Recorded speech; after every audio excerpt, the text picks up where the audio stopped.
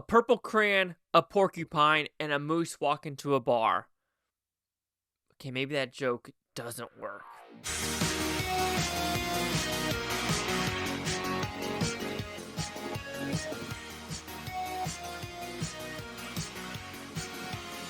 Chase Lee Hockey here with the Blue Futon reviewing Harold and the Purple Crayon, which is about pretty simple premise. This is based off a kid's book called Harold and the Purple Crayon. Crayon.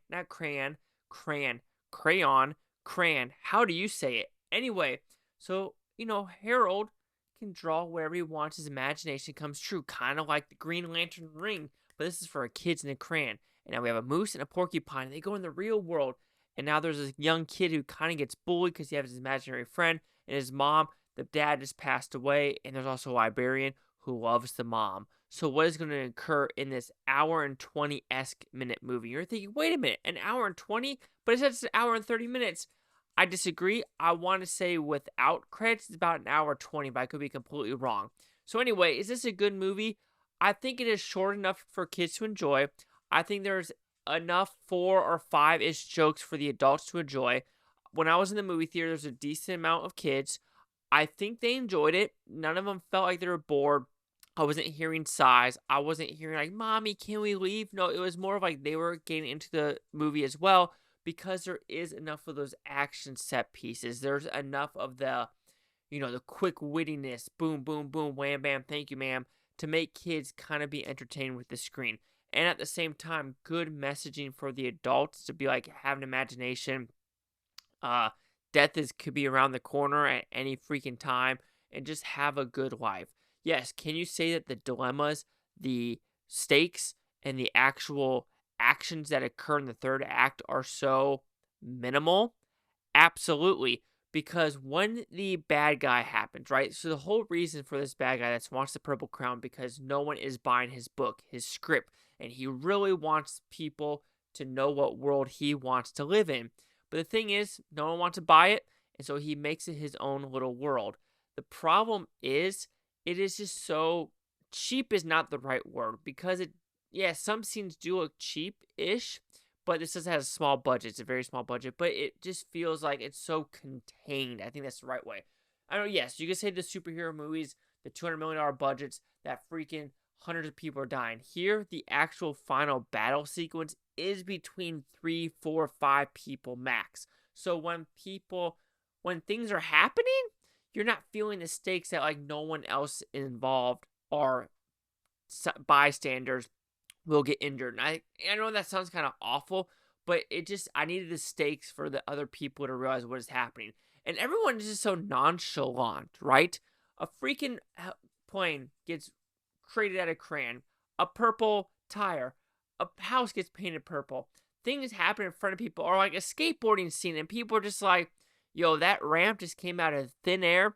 Let's just skate it. Like, no one's questioning where this is coming from, right? Not a single person. So you're just thinking like, oh, is this normal that a guy with a crayon can just draw stuff and things pop out of midair, and we're just not like going, is that some witchcraft? Is that some Salem witch trials? Do we need to start putting some people, put bricks on their feet and see if they drown kind of thing? No, nothing like that.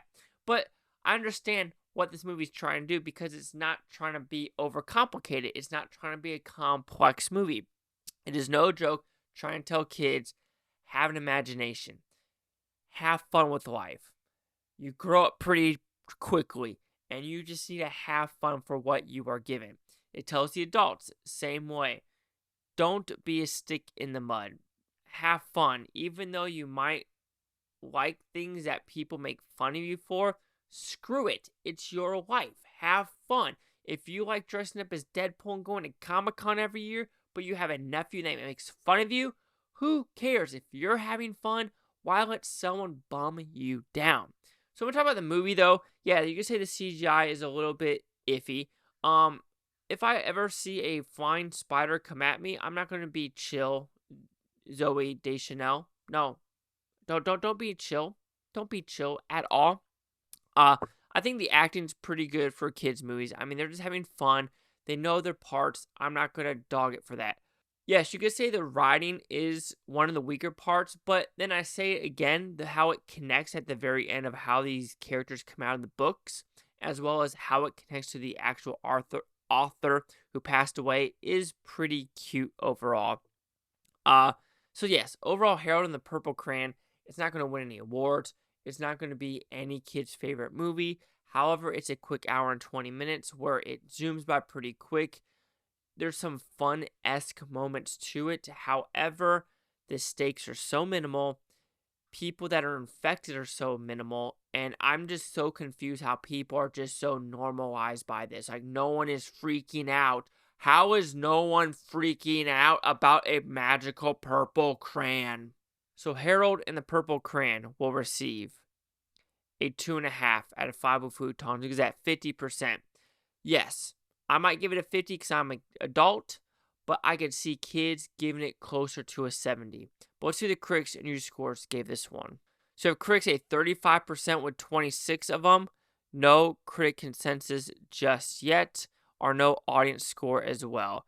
But like I said, I think the 7 to 13-year-olds will dig this. Anyway, 35-50. Chase Clock here at the Blue Futon. Like, comment, subscribe. One more thing is Futontopia. You Bluetonians, thank you for watching. Have a great day. I don't care about this take tomorrow, week from now, month, or a year from now, every single freaking one of you. Peace and love. Peace and love.